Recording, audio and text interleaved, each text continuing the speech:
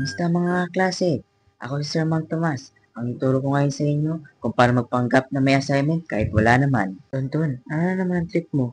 Kahit ang mag-review ako dito. Review. Reviewan mo mukha mo. Ay, ito pala yung sagot ko sa exam. A, B, C, D, 25% pasado. 25 chance mo mukha mo. Bakit 25 chance mo bumagsak? Mga klase, tandaan nyo to. Walang teacher, walang stress. Walang stress, walang wrinkles. Walang wrinkles, forever young. So, wag na lang tayo pumasok. Walang teacher, walang future, walang future, kagaya ng love life mo. Ouch! Mas masakit pa yung zero ko sa quiz.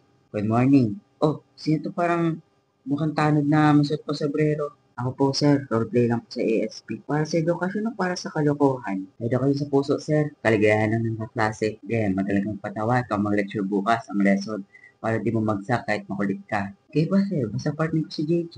Wala, ba't nadamay ako dyan?